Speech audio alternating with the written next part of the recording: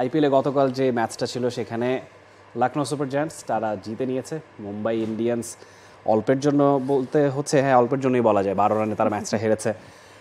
203 run আগে bat করে Lucknow super giants করেছিল 8টি উইকেট হারিয়ে, তারপর সেখানে চেইস করতে নেমে 191 থেমেছে মুম্বাই। এবং সেখানে আমরা যদি দেখি মিচেল মার্শ তিনি 60 রান করেছিলেন, এইডেন মার্করাম 2 ওপেনার, তাদের মধ্যে আসলে দুজনই 50 পেয়েছেন, 53 রান করেছিলেন। হার্দিক পান্ডিয়া 5 পেয়েছেন, ম্যাচটা জিততে পারেননি। অন্যদিকে ইন রিপ্লাই মুম্বাই শুরুটা খুব একটা ভালো হয়নি, 2 ওপেনারের কেউই রান করতে পারেননি। সূর্যকুমার যাদব 67 রান করেছিলেন, নামানধীর তিনি 46 করেছিলেন, হার্দিক পান্ডিয়া শেষ পর্যন্ত ছিলেন 28 রান করেছেন। এবং ম্যাচ শেষে ম্যাচ সেরার পুরস্কারটা পেয়েছেন দিগ্বেশ, যিনি 4 ওভারে 21 রান দিয়ে 1টা উইকেট পেয়েছেন। এখানে একটা অদ্ভুত ব্যাপার মনে হতে পারে, আমাদের দেশে এরকম আমরা ভাবতেই পারি না একজন ম্যাচে 5 পাবে, ম্যাচ জিতুক বা হারুক, মনে হয় যে তাকেই প্লেয়ার অফ দ্য ম্যাচ অ্যাওয়ার্ডটা দিয়ে। তিনি আবার 28 রানও করেছেন, তাও তিনি প্লেয়ার অফ দ্য ম্যাচ পাননি। যে হিরো থেকে এক প্রকারের ভিলেন বলবো না, হিরো ভিলেন না বলি, প্রোটাগনিস্ট অ্যান্টাগনিস্ট বলি।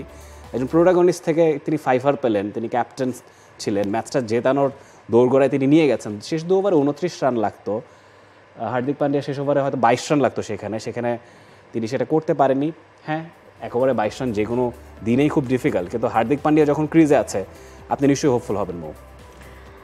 হোপফুল তো মনে হয় আসলে মুম্বাইয়ের দর্শকরাও হয়েছিল, এবং মানে মুম্বাইয়ের দর্শক থেকে শুরু করে সবাই ডাগ আউটে যারা বসেছিলেন তারাও নিশ্চয়ই সেই আশাটাই ধরে রেখেছিলেন, এবং সেই আশাতেই হয়তো বা স্যান্টনারকেও তখন স্ট্রাইকটা দেওয়া হলো না। হার্দিক পান্ডিয়া লাস্ট ওভারে তখন সেই সিঙ্গেলটা নেওয়ারও রিস্ক নিলেন না, যে স্যান্টনারকে নেবো না, আমিই থাকবো ক্রিজে, বাট আনফর্চুনেটলি সেটাও তো করা হয়নি।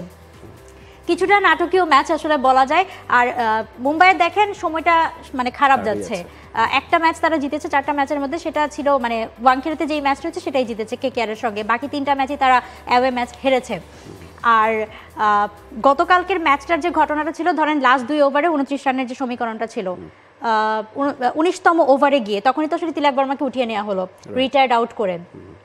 আইপিএলের হিস্ট্রিতে মানে এটা 4র্থ ঘটনা, রিটায়ার্ড আউট করে তাকে আসলে উঠিয়ে নেওয়া হলো। এবং কেন ম্যাচ পরবর্তী সংবাদ সম্মেলনে কিন্তু কোচ জানিয়েছিলেন যে যেই মানে সিচুয়েশন তখন হার্ড হিটিং দরকার ছিল তাদের, কিন্তু তিলক বর্মা যেই লেভেল মানে যেই অবস্থায় খেলছিলেন তখন মানে রান সেভাবে করতে পারছিলেন না। সো সেখান থেকে তাদের মনে হয়েছিল যে তিলক বর্মাকে উঠিয়ে নিয়ে স্যান্টনারকে নামানো হোক। আবার এটা নিয়ে মানে তাকে তো উঠিয়ে নেওয়া হলো, তারপর স্যান্টনারকে নামানো হলো, স্যান্টনারও তেমন কিছু করতে পারলেন না। হার্দিক পান্ডিয়া একটা 6 মারলেন লাস্ট ওভারে গিয়ে, কিন্তু তারপরেও হলো না, শেষ একদম 12 বলের সমীকরণটা মেলাতে পারলেন না।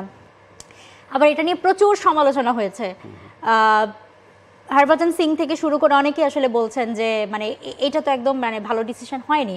তিলক বর্মাকে তিনি স্ট্রাইক রেট রোটেট করতে পারছিলেন না, হার্ড হিট করতে পারছিলেন না, যার কারণে তাকে উঠে নেওয়া হলো। কিন্তু সেই জায়গায় যদি আমরা দেখি যে আগের ম্যাচটাতে মুম্বাইয়ের গুজরাটের সঙ্গে ম্যাচটাতে, সেখানেও হার্দিক পান্ডিয়াও সেম অবস্থায় ছিলেন, তিনিও রান করতে পারেননি। তখন প্রশ্ন আসছে যে সেই দিন তাহলে হার্দিক পান্ডিয়াকে কেন উঠানো হলো না, হার্দিক পান্ডিয়া কেন উঠে গেলেন না রিটায়ার্ড আউট হয়ে, তা আজকে তিলক বর্মাকে উঠিয়ে নিতে হলো।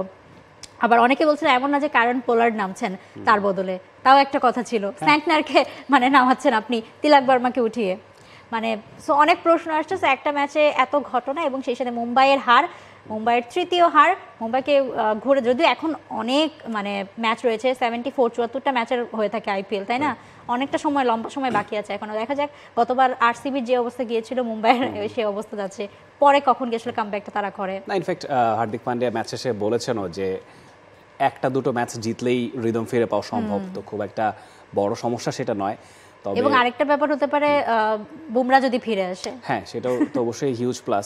সেই সঙ্গে মানে হার্দিক পান্ডিয়ার কথা বলতে হচ্ছে কি যে তিনি যখন থাকেন তার কাছে না এক্সপেকটেশনটা অনেক বেশি হাই, মানে টি20 বলুন 50 ওভারের ক্রিকেট বলুন, হার্দিক পান্ডিয়া মানে ব্যাট হাতে বল হাতে ক্যাপ্টেন হিসেবে, বল হাতে ফিল্ডার হিসেবে, ক্যাপ্টেন হিসেবে তার উপর প্রেসারটা অনেক বেশি, তো তিনি সেই প্রেসারটা হয়তো খুব একটা গায়ে মাখেন না। রোহিত শর্মা খেলছেন না, রোহিত শর্মা খুঁজে পাওয়া যাচ্ছে না, এটাই আর কি। হ্যাঁ যাই হোক, রোহিত শর্মা গ্রেট প্লেয়ার, যে কোনো সময় তিনি ফিরে আসবেন, হয়তো ডেলিভার করবেন। কিন্তু আমার কাছে যেটা মনে হয় মানে হার্দিক পান্ডিয়া বা এই যে মডার্ন ডে ক্রিকেট যারা শেপ করেছেন, যাদের দ্বারা আসলে এই এখনকার ক্রিকেটটা দাঁড়িয়ে আছে, এবং এই যে 200 রান করেও সেফ জায়গায় না যাওয়া, মূল আর্কিটেক্ট কিন্তু আসলে Hardik পান্ডিয়াই।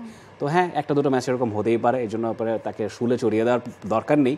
As a captain he is tremendous, মানে প্রথম সিজনে যখন রোহিত শর্মার বদলে তাকে ক্যাপ্টেন্সি দেওয়া হলো তখন যে পরিমাণ সমালোচনা হয়েছিল সেখান থেকে কিন্তু মুম্বাই ইন্ডিয়ান্সের ফ্যানরা অনেকখানি সরে এসেছেন, তারা মনে করছেন যে that was the right decision. একদম, এবং সেই সাথে জাতীয় দলেও ধরেন এই যে বিশ্বকাপ বা আইসিসি টুর্নামেন্টে হার্দিক পান্ডিয়ার সবকিছু পারফরমেন্স মিলিয়ে পান্ডিয়া কিন্তু জবাব দিচ্ছে। Absolutely. For more updates, subscribe to our YouTube channel and click on the bell icon. Follow us on Facebook and Instagram. Download T-Sports app to enjoy exciting games and highlights. Visit tsports.com.